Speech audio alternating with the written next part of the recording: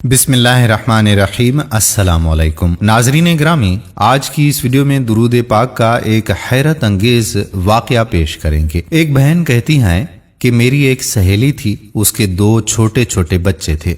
अच्छी जिंदगी गुजर रही थी कि अचानक उसको एक बीमारी लग गई। बीमारी इतनी शदीद थी कि बढ़ती जा रही थी। उस बीमारी को कैंसर भी कह सकते हैं।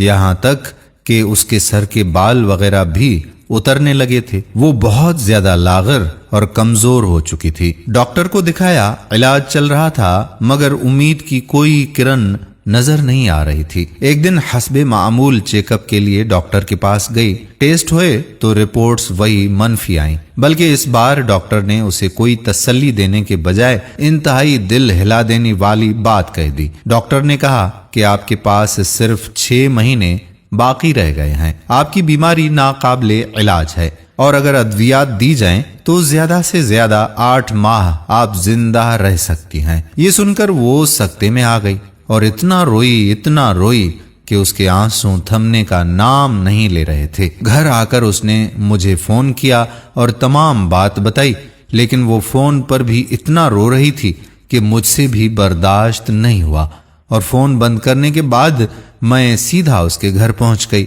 वो मुस्तकिल अपने मासूम बच्चों को देख देख कर रो रही थी। मैंने उसे बहुत तसल्ली दी।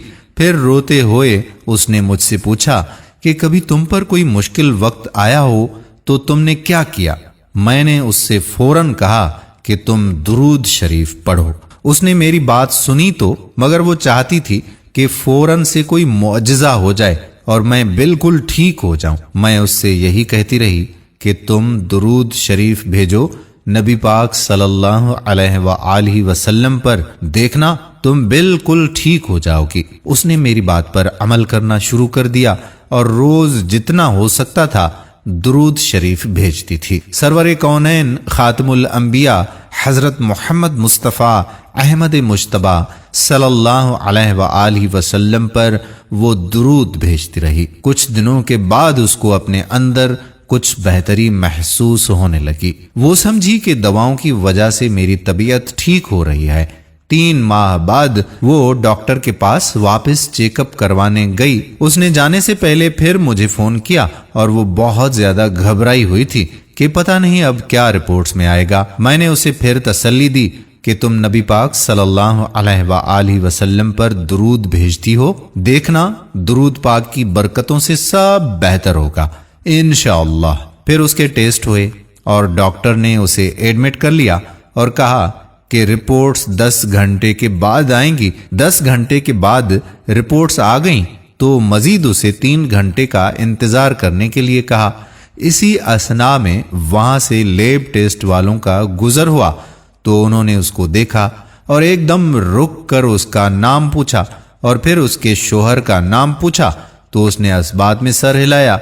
फिर वो हैरत से आपस में सरगोशी में कुछ कहने लगे। ये रिपोर्ट्स तो इसी की हैं और उसे कहा कि आप मेरे साथ अंदर डॉक्टर के पास आएं। वो अंदर गईं तो डॉक्टर ने उसकी रिपोर्ट्स की स्कैनिंग की और उसे बगौर देखने लगे। फिर उससे कहा कि आप इस तरफ आकर बैठें। वो डॉक्टर के करीब वाली कुर्सी पर जाकर बैठ गई। डॉक्टर बहुत गौर से और हैरत ज़िदा होकर कभी उसको देखता और कभी उसकी रिपोर्ट्स को। फिर डॉक्टर ने पूछा कि आप कहीं और से इलाज करवा कर आ रही हैं क्या। उसने कहा कि नहीं, यहां से इलाज हो रहा है और बस एक जगह और दिखाया था तो उन्होंने आपके पास भेज दिया। फिर डॉक्टर ने कहा कि अच्छा, कहीं से इंजेक्शन लगवा रही हैं। उसने कहा नहीं तो, मैं कहीं से इंजेक्शन भी नहीं लगवा रही। अब वो बहुत घबरा गई और उसने डॉक्टर से कहा कि डॉक्टर साहब, क्या बात है, आप मुझे क्यों कंफ्यूज कर रहे हैं। डॉक्टर ने कहा कि मैं आपकी पुरानी रिपोर्ट्स देख रहा हूं जिस पर आपको 6 से 8 माह तक का टाइम दिया हुआ है और इस पर आपके दस्तखत भी हैं। उसने कहा कि जी मुझे मालूम है।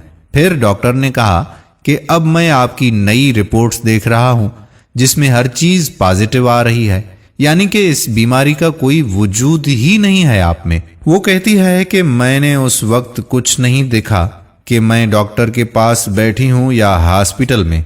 मैं उसी वक्त कुर्सी से उठी और वहीं जमीन पर सजदे में गिर गई और इतना रोई اتنا روئی کہ جب رو رو کر میرے آنسو تھم گئے تو مجھے تسلی دے کر سب نے اٹھایا۔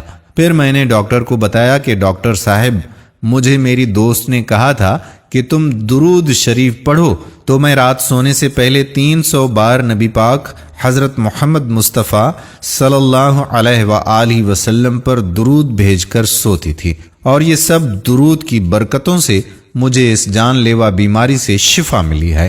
اب وہ الحمدللہ مکمل صحت یاب ہے، اسے کوئی تکلیف نہیں ہے، گھر کے کام بھی باقاعدگی کے ساتھ کرتی ہے اور بچوں کو بھی سنبھال رہی ہے جیسے اسے کوئی بیماری تھی ہی نہیں۔ تو آئیے آج سے ہم بھی کثرت سے درود ابراہیمی اور درود شریف روزانہ پڑھ کر اپنے نبی سرور کونین خاتم الانبیاء حضرت محمد صلی اللہ علیہ وآلہ وسلم پر بھیجیں اور اپنی ہر دنیاوی پریشانی کو دور ہوتا دیکھیں اور آخرت میں کامیابی اور نبی پاک صلی اللہ علیہ وآلہ وسلم کی شفاعت حاصل کریں، آمین۔ دوستو، اس سچے واقعے کو پیش کرنے میں کسی قسم کی کوئی غلطی ہوئی ہو یا الفاظوں کی اونچ نیچ ہوئی ہو تو معافی چاہوں گا، کیونکہ یہ واقعہ سننے کے بعد اپنے الفاظوں میں آپ کی خدمت میں پیش کر رہا ہوں۔ جزاک اللہ خیرہ۔ دوستو، یہ واقعہ